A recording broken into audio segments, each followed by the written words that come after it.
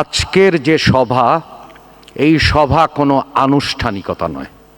এই সভা জবাবদিহিতার একটা উদাহরণ। আমরা জানি বাংলাদেশের অর্থনীতি কি পর্যায়ে আমরা উত্তরাধিকার সূত্রে প্রাপ্ত হয়েছি। আমরা যদি খেয়াল করি, বিশেষ করে এসডিজি লক্ষ্যমাত্রাগুলোর অর্জনের যে ইতিহাস, 2024 যদিও তার অধিকাংশই বানানো তথ্যে ছিল, তারপরেও সে তথ্যগুলো যদি খেয়াল করি তাহলে দেখব যে 1/5 এসডিজি মাত্র অন ট্র্যাক আছে, 35% খারাপের দিকে গেছে এবং 44% সীমাবদ্ধ অগ্রগতি সাধিত হয়েছে। তাহলে প্রশ্ন হচ্ছে যে এই রকম পরিস্থিতির থেকে উত্তরণ কিভাবে সম্ভব এবং সেটা সম্ভব কিভাবে, সেটি নিয়েই আমি 3টি কথা উল্লেখ করতে চাই। একটি হচ্ছে পরিকল্পনা, দ্বিতীয় হচ্ছে বাস্তবায়ন এবং তৃতীয় হচ্ছে আন্তর্জাতিক পর্যায়ে আমরা কিভাবে দক্ষিণ দক্ষিণ, উত্তর দক্ষিণ এবং সর্বপ্রকার সহযোগিতার মাধ্যমে এক বিশ্ব গড়ে তুলতে চাই, যে বিশ্ব বাসযোগ্য বিশ্ব, যে বিশ্ব ভবিষ্যতের প্রজন্মের বিশ্ব, যে বিশ্ব দায়বদ্ধতার বিশ্ব। আপনারা লক্ষ্য করেছেন যে এটি করতে হলে দরকার হচ্ছে দার্শনিক ভিত্তি এবং মাননীয় প্রধানমন্ত্রী যখন উল্লেখ করেন সবার আগে বাংলাদেশ, সবার জন্যে বাংলাদেশ, সবাইকে নিয়ে বাংলাদেশ, আর আপনারা যখন শোনেন এসডিজির মূল মন্ত্র নো ওয়ান লিভিং বিহাইন্ড, তাহলে আমাদের দেশে আমরা একটা দার্শনিক ভিত্তি, অর্থাৎ সবাইকে নিয়ে যে বাংলাদেশ, তার সাথে নো ওয়ান লিভিং বিহাইন্ডের এক যোগসূত্র আছে। কিন্তু যেই যোগসূত্র ঐতিহাসিকভাবেই হয়েছে, আমরা যদি খেয়াল করি শহীদ প্রেসিডেন্ট জিয়াউর রহমানের 19 দফা, সেখানে পরিষ্কার করে 3টি বাক্য উল্লেখ করা আছে। একটি হচ্ছে যে আমাদেরকে সমৃদ্ধির পথে যেতে হবে, তাহলে দরকার উৎপাদন এবং আমাদের দরকার স্বনির্ভরতা, এবং তার সাথে যদি উল্লেখ করেন মরহুমা বেগম খালেদা জিয়ার ভিশন 2030, তাহলে এটাকে যদি আমরা 2030 সালের সাথে মেলাই এবং পঞ্চম যে আমাদের অর্থনৈতিক কৌশল, তার মানে একটা সম্মিলন ঘটছে, যে সম্মিলন হচ্ছে সবার আগে বাংলাদেশ গঠনের। এবং আমরা যদি খেয়াল করি তাহলে দেখব যে 17টি যে লক্ষ্যমাত্রা আছে, যখন মাননীয় প্রধানমন্ত্রী উল্লেখ করেন যে তার ভিশন হচ্ছে গণতান্ত্রিক মানবিক কল্যাণ রাষ্ট্র, 17টি লক্ষ্যমাত্রার এক বাক্যে এভাবেই বলা যায়। আপনারা যদি খেয়াল করেন তাহলে দেখবেন যে 17টি লক্ষ্যমাত্রা এবং 169টি যে আমাদের যে টার্গেট আছে, সেগুলোকেও যদি আপনারা ভাঙেন তাহলে পরিষ্কারভাবে, আমি সময় নিতে চাই না কারণ আমরা ইতিমধ্যেই সময়ের বাইরে গেছি, 2-3টি উদাহরণ দিতে চাই যার মাধ্যমে বোঝা যাবে যে একটা প্যারাডাইম শিফট হচ্ছে সারা পৃথিবীতে। হচ্ছে যে উপর থেকে একটা লক্ষ্যমাত্রা ভিশন দেওয়া হতো, আর আমাদের লক্ষ্যমাত্রা হচ্ছে দেশোপযোগী, দেশ থেকে উপরের দিকে যাত্রা। এটা একটা প্যারাডাইম শিফট। আপনারা যদি খেয়াল করেন এসডিজি 1 অর্থাৎ নো পভার্টি, তাহলে ফ্যামিলি কার্ড, ফার্মার্স কার্ড সবচেয়ে কনজারভেটিভ যদি হিসাব করেন তাহলে 5 বছরে আমাদের যদি ফ্যামিলি কার্ড 41 লাখ দেওয়া যায় তাহলে দারিদ্র 5% হ্রাস পাবে। সবচেয়ে সংরক্ষণশীল হিসেবে আমরা জানি যে পতিত সরকারের কারণে দারিদ্র সবচেয়ে, যদি আপনারা সংরক্ষিত হিসাব করেন তাহলে দেখবেন 1 কোটি লোক দারিদ্র সীমার নিচে নেমে গেছে। অন্যদিকে মরহুমা বেগম খালেদা জিয়ার সময় আমরা লক্ষ্য করেছি যে বাংলাদেশের ইতিহাসে 2 কোটি মানুষ দারিদ্র্যের জাঁতাকল থেকে মুক্ত হয়েছে।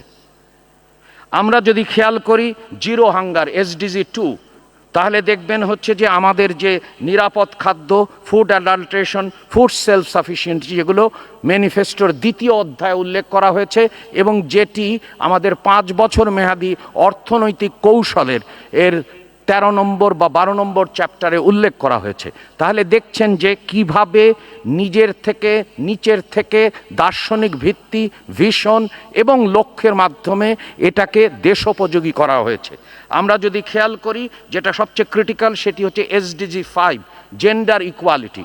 আমরা এমন একটা সমাজ পেয়েছি, কারণ পতিত সরকার এমন একটা স্বৈরতান্ত্রিক ভয়ভিত্তিক সমাজ গড়ে তুলেছে, যার ফলে নারীর প্রতি সহিংসতা যে কোনো সময়ের থেকে বেড়ে গেছে।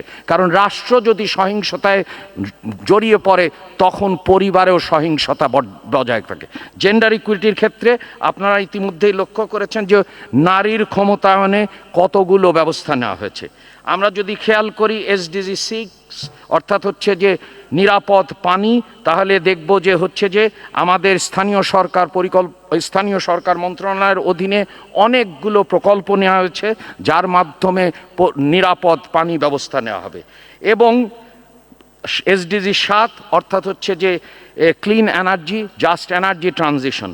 তাহলে দেখেন যে মাননীয় প্রধানমন্ত্রী ইতিমধ্যেই নির্দেশ দিয়েছেন, সবচেয়ে ভেঙে পড়া আমরা যেটা উত্তরাধিকার সূত্রে পেয়েছি সেটি হচ্ছে জ্বালানি নিরাপত্তাহীনতা। এবং আমরা ইতিমধ্যেই লক্ষ্য করেছেন যে মাননীয় প্রধানমন্ত্রী 20% যাতে করে নবায়নযোগ্য জ্বালানির দিকে আমরা যেতে পারি, যেটা SDG 7 পূরণ হবে।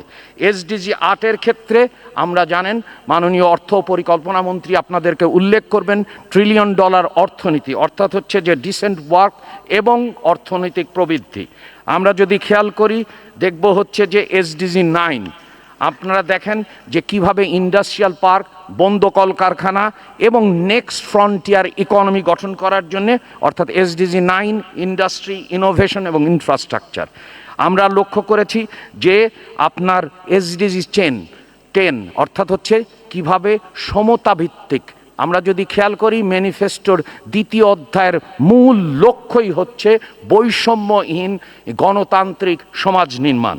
আমরা যদি খেয়াল করি SDG 11 আপনারা ইতিমধ্যেই লক্ষ্য করেছেন, অর্থাৎ সাস্টেনেবল সিটি, এই লক্ষ্যে কিভাবে সেকেন্ডারি সিটি করা যায় এবং ভবিষ্যৎ লক্ষ্যমাত্রা সে বিষয়ে মাননীয় প্রধানমন্ত্রী ইতিমধ্যেই আলোকপাত করেছেন, নির্দেশনা দিয়েছেন।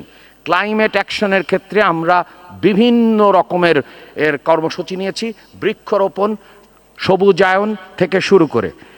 আর লাইফ বিলো ওয়াটারের ক্ষেত্রেও আমরা যেটা বলার চেষ্টা করছি সেটি হচ্ছে যে বাংলাদেশের অন্তঃস্থ থেকে যে দার্শনিক ভিত্তি এবং লক্ষ্যমাত্রা এবং ভিশনের মাধ্যমে কিন্তু আমরা এটা করছি, এবং সব দিকেই তার আসলে সারা বিশ্বব্যাপী সেই আমরা তার প্রতিফলনও দেখছি। আমরা ইতিমধ্যেই দ্বিতীয় বিষয় যেটি আলোকপাত করতে চাই সেটি হচ্ছে বাস্তবায়ন এবং বাস্তবায়ন। এবং ইতিমধ্যেই আপনারা লক্ষ্য করেছেন মাননীয় প্রধানমন্ত্রী নির্দেশ দিয়েছেন 180 দিনের কর্মসূচি, যেটা 16ই আগস্ট আমাদের শেষ হবে। তার মাধ্যমে দেখা যাবে 1 বছরের কর্মসূচিতে আপনারা সবাই অংশগ্রহণ করেছেন, এবং এটা আমরা বাস্তবায়নের ক্ষেত্রে বড় রকমের প্যারাডাইমেটিক শিফট হচ্ছে যে কিভাবে স্ট্র্যাটেজিগুলো বাস্তবায়িত হবে। এবং তৃতীয় যে বিষয়গুলো ইতিমধ্যেই আমরা আসলে আন্তর্জাতিক পর্যায়ে মাননীয় প্রধানমন্ত্রীর ঘোষিত কর্মসূচিগুলো ইতিমধ্যেই আলোচিত হচ্ছে। যেমন উদাহরণ দেয়া যেতে পারে যে হাই লেভেল পলিটিক্যাল ফোরাম, যেখানে LDCর এর বাংলাদেশ নেতা ছিল, সেখানে আমার স্টেটমেন্ট পড়ার সৌভাগ্য হয়েছে, এবং বাংলাদেশের পক্ষ থেকে LDCর পক্ষ থেকে আমরা লক্ষ্য করেছি যে স্থানীয় ভিত্তিতে SDGর যে ক্ষেত্রে বাংলাদেশের যে অর্জনহীনতা এবং সাম্প্রতিককালের উদ্যোগের ফলে অর্জনযোগ্য, এবং সেখানে ফিসক্যাল স্ট্রেস, কারণ মিডল ইস্টের ক্রাইসিস হয়েছে, তারপরেও এই ধরনের উদ্যোগ বহুল আকারে প্রশংসিত হয়েছে। এবং তার প্রতিফলন আমরা আশা করছি যে SDG সামিট হবে 2027 সালে। বাংলাদেশ শুধুমাত্র এশিয়া প্রশান্ত মহাসাগরীয় অঞ্চলেরই নেতৃত্ব দেবে না, এটা LDC এবং অন্যান্য জায়গার নেতৃত্বের ক্ষেত্রে আমরা ইতিমধ্যেই বিভিন্ন উদ্যোগ গ্রহণ করেছি।